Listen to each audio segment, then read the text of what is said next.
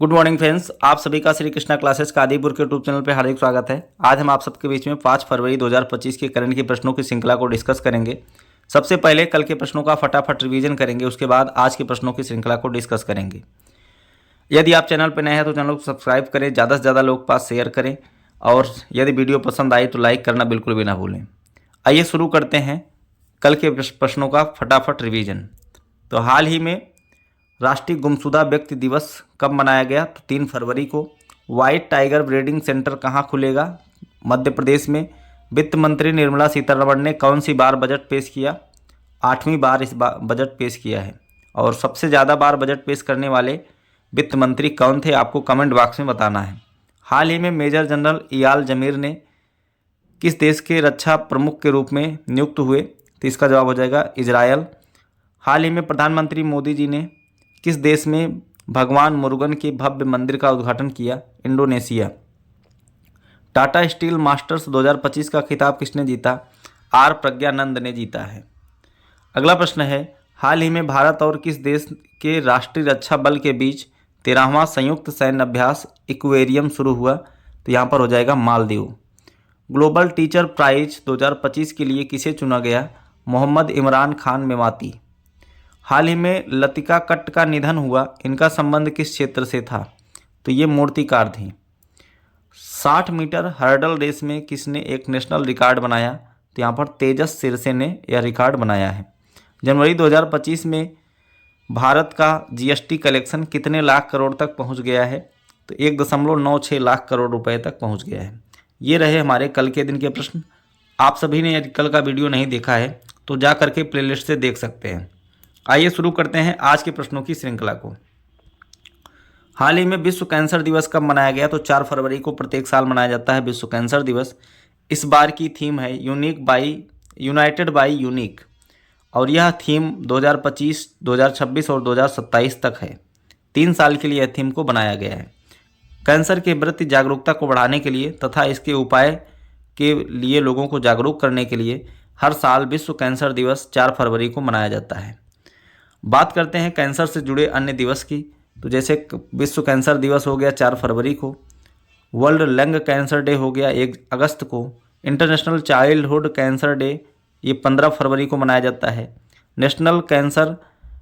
राष्ट्रीय कैंसर जागरूकता दिवस मनाया जाता है 7 नवंबर को। नेशनल कैंसर अवेयरनेस डे 7 नवंबर को मनाया जाता है। आइए देखते हैं फरवरी माह के जितने भी इम्पोर्टेंट डे आए हुए हैं। तो 1 फरवरी को भारतीय तटरक्षक बल दिवस मनाया गया। 2 फरवरी को विश्व आर्द्रभूमि दिवस। 3 फरवरी को राष्ट्रीय गुमशुदा व्यक्ति दिवस के रूप में मनाया गया। अगला प्रश्न देखते हैं। अगला प्रश्न है, हाल ही में चंद्रिका टंडन ने अपने किस एल्बम के लिए ग्रैमी पुरस्कार जीता है? तो इसका जवाब हो जाएगा त्रिवेणी। तो ये बहुत ही इंपॉर्टेंट प्रश्न है। तो चंद्रिका टंडन ने ग्रैमी अवार्ड जीता है। तो भारतीय मूल की अमेरिकी संगीतकार चंद्रिका टंडन ने 67वें ग्रैमी अवार्ड 2025 में अपने एल्बम त्रिवेणी के लिए बेस्ट न्यू एज एल्बम या चैट एल्बम श्रेणी में पहला ग्रैमी पुरस्कार जीता है। तो इनका ये पहला ग्रैमी पुरस्कार है और भारतीयों की दृष्टि से देखा जाएगा तो ये चौथी व्यक्ति बन गई हैं। तो ग्रैमी अवार्ड जो है संगीत उद्योग में सबसे प्रतिष्ठित पुरस्कारों में से एक माना जाता है। यह संयुक्त राज्य अमेरिका के national academy of recording art and sciences द्वारा प्रतिवर्ष दिया जाता है।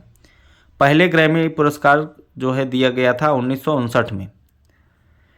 भारतीय ग्रैमी पुरस्कार विजेता तो पहले भारतीय थे पंडित रविशंकर, उन्हें 1967 में दिया गया था ग्रैमी पुरस्कार।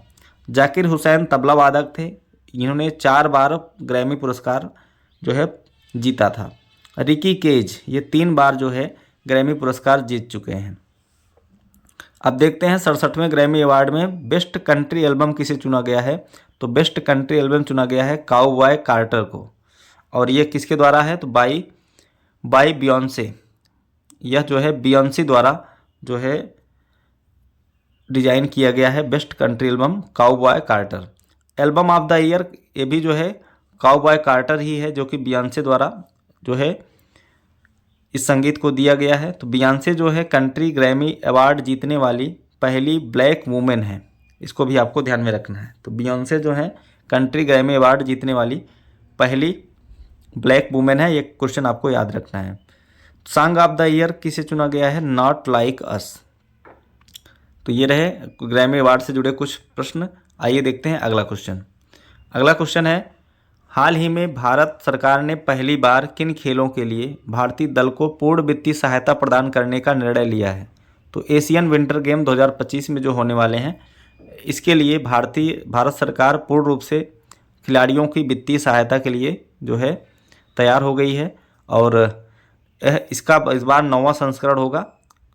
जो winter game Asian winter game 2025 है, इसका 9वां संस्करण इस बार होने जा रहा है। 7 फरवरी से लेकर 14 फरवरी 2025 तक इसका आयोजन किया जाएगा।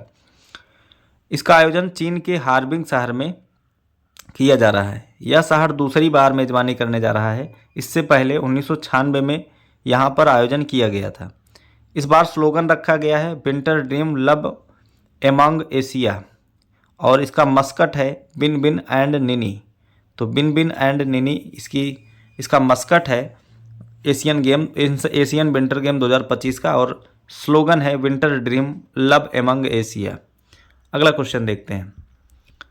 हाल ही में लॉन्च द महात्मा मैनिफेस्टो नामक पुस्तक के लेखक कौन हैं? तो राजेश तलवार है द महात्मास मैनिफेस्टो नामक पुस्तक के लेखक।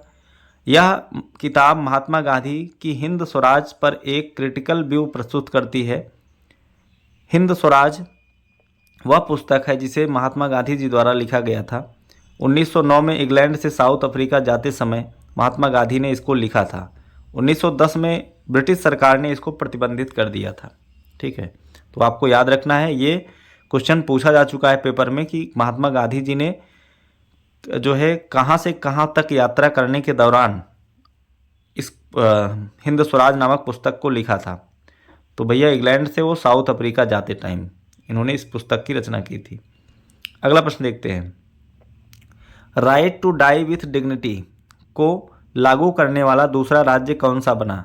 तो सम्मान के साथ मरने का अधिकार लागू करने वाला दूसरा राज्य बन गया है कर्नाटक। तो कर्नाटक सरकार ने सम्मान के साथ मरने का अधिकार को लागू कर दिया है, और ऐसा करने वाला वह दूसरा राज्य बन गया है। कर्नाटक सरकार इसके लिए राज्य के अस्पतालों में मेडिकल बोर्ड स्थापित करने का आदेश दिया है। मरीज मेडिकल ट्रीटमेंट को रोककर नेचुरल मृत्यु हासिल कर सकते हैं। ठीक है, अगर कोई मरीज ऐसे हैं जो बहुत ज़्यादा किसी लाइलाज बीमारी से ग्रसित है और उनको लगता है कि अब वो ठीक नहीं हो सकते हैं, तो वो अपने अनुसार जो है पहले से ही यहाँ पर अस्पताल में भर्ती होने से पहले लिख सकते हैं कि मुझे अगर ऐसी कंडीशन में मैं होता हूँ कि मुझे जो है वेंटिलेटर की ज़रूरत पड़ेगी या मैं जो है बच नहीं पाऊँगा, तो ऐसी स्थिति में मुझे जो है मेरे सम्मान के साथ मरने के अधिकार को लागू कर दिया जाए मेरे ऊपर। तो सुप्रीम कोर्ट ने 2023 में कहा था कि संविधान के अनुच्छेद 21 के तहत जीवन का अधिकार में सम्मान के साथ मरने का अधिकार भी शामिल होता है, और इसे लागू करने वाला पहला राज्य जो है केरल बना था। तो अगर कोई व्यक्ति लाइलाज बीमारी से ग्रसित है या फिर ऐसी बीमारी से ग्रसित है जिसका इलाज नहीं है, तो वह अपने सम्मान के साथ मृत्यु को स्वीकार कर सकता है। इच्छा मृत्यु अलग चीज़ है, सम्मान के साथ मरना अलग चीज़ है। आइए देखते हैं अगला। तो कर्नाटक की बात किया जाए, कर्नाटक की राजधानी होती है बेंगलुरु, मुख्यमंत्री है सिद्धारमैया, राज्यपाल हैं थावरचंद गहलोत, नेशनल पार्क यहाँ पर आंसी, नगर होल, बनेरघट्टा, कुंद्रेमुखु। कर्नाटक सरकार ने रामनगर जिले का नाम बदल करके बेंगलुरु दक्षिण किया। दुनिया का सबसे लंबा प्लेटफार्म जो है हुबली कर्नाटक में है। नंबा कंबाला प्रतियोगिता का आयोजन बेंगलुरु में हुआ। ग्लोबल ट्रैफिक इंडेक्स 2024 में बेंगलुरु 6ठे नंबर पर है। चर्चा में रहा विरूपाक्ष मंदिर कर्नाटक में है। सत्तूर यात्रा महोत्सव कर्नाटक के मैसूर में मनाया गया। निजी नौकरियों में 50 से 75% कन्नड़ लोगों को शामिल करने का आदेश दिया गया। बीसीसीआई ने राष्ट्रीय क्रिकेट अकादमी का उद्घाटन बेंगलुरु में किया। सभी आवासीय स्कूलों और रायचूर यूनिवर्सिटी का नाम बदल करके महर्षि वाल्मीकि किया। गरुड़ाक्षी ऑनलाइन एफआईआर प्रणाली शुरू किया है कर्नाटक ने। विजय हजारे ट्रॉफी 2024-25 कर्नाटक ने जीता है। अगला प्रश्न देखते हैं। हाल ही में भारतीय नौसेना ने ट्रॉपेक्स 2025 का आयोजन कहाँ किया? इसका जवाब हो जाएगा हिंद महासागर। तो यह भारतीय नौसेना का सबसे बड़ा समुद्री अभ्यास है जिसमें भारतीय सेना, भारतीय वायुसेना और भारतीय तटरक्षक बल शामिल होते हैं। हिंद महासागर में इसे हर 2 साल में आयोजित किया जाता है। अगला प्रश्न देखते हैं। अमेरिका में गल्फ ऑफ मैक्सिको का नाम किसने बदला है? इसका जवाब हो जाएगा गूगल मैप। तो गूगल मैप ने अभी गल्फ ऑफ मैक्सिको का नाम बदल दिया है। ठीक है, अगला देखते हैं। हाल ही में रेल मंत्रालय वन स्टॉप समाधान के लिए किस ऐप को लॉन्च किया? इसका जवाब हो जाएगा स्वारेल ऐप। स्वारेल ऐप जो है लॉन्च किया है रेल मंत्रालय ने। ये आप देख सकते हैं स्वारेल, SWARAIL। तो यहाँ पर इसी ऐप के माध्यम से सारी चीज़ें आप प्राप्त कर सकते हैं। टिकट बुकिंग से लेकर ट्रेन की लोकेशन तक पता कर सकते हैं। तो वन स्टॉप नामक समाधान ऐप लॉन्च किया है भारतीय रेलवे ने, और भारतीय रेलवे के मंत्री हैं वर्तमान में अश्विनी वैष्णव, और रेलवे बोर्ड के प्रमुख हैं सतीश कुमार। इसको आपको ध्यान में रखना। अगला प्रश्न देखते हैं। हाल ही में 2025-26 के बजट में किस मंत्रालय को सबसे अधिक बजट आवंटित किया गया? तो रक्षा मंत्रालय। तो सबसे ज़्यादा बजट जो है रक्षा मंत्रालय को दिया गया है। कुल बजट का 6.8% हिस्सा जो है डिफेंस पर खर्चा किया जाएगा। तो आप देख सकते हैं यहाँ पर इमेज में, तो 6.8 डिफेंस को दिया गया है। उसके बाद जो दिया गया है वो होम अफेयर, यहाँ पर रेलवे पे दिया गया है रोड और ट्रांसपोर्ट पे दिया गया है 2.8, फिर जो है दिया गया है रेलवे को 2.55, फिर होम अफेयर पे दिया गया है 2.33। ठीक है, तो फिर कंज्यूमर और फूड पे दिया गया है 2.15। शिक्षा का बजट देखेंगे तो 1.28% यहाँ पर शिक्षा पर खर्चा करने का निर्णय लिया गया है। कम्युनिकेशन यानी संचार पे 1.08%। तो आप इसको देख सकते हैं यहाँ पर टोटल बजट का जो है 6.8% सबसे ज़्यादा रक्षा मंत्रालय को आवंटित किया गया है। अगला प्रश्न देखते हैं। नवीन चावला कौन थे जिनका अभी हाल ही में निधन हो गया? तो ये पूर्व मुख्य निर्वाचन आयुक्त थे, तो इनका भी निधन हो गया है 79 वर्ष की उम्र में। तो पूर्व चीफ इलेक्शन कमिश्नर नवीन चावला 79 वर्ष की उम्र में इनका निधन हो गया है। वे 2005 से 2009 तक चुनाव आयुक्त रहे और 29 जुलाई 2010 तक मुख्य निर्वाचन आयुक्त रहे हैं। ठीक है, अगला प्रश्न देखते हैं। बजट 2025-26 में कृषि क्षेत्र में कौन सी योजना शुरू की गई? तो यहाँ पर हो जाएगा प्रधानमंत्री धन धान्य कृषि योजना। तो बजट 2025-26 में प्रधानमंत्री धन धान्य कृषि योजना शुरू की गई है। इसमें 1.7 करोड़ किसानों को ग्रामीण समृद्धि के निर्माण में सहायता मिलेगी। ठीक है, तो वर्तमान में कृषि मंत्री हैं शिवराज सिंह चौहान।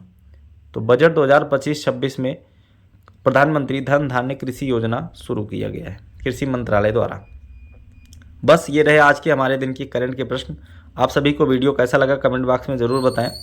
अगर वीडियो पसंद आया तो लाइक करिए, ज़्यादा से ज़्यादा लोग पास शेयर करिए। चैनल पर नए तो चैनल को सब्सक्राइब करें। मिलते हैं नेक्स्ट वीडियो में। Thanks for watching.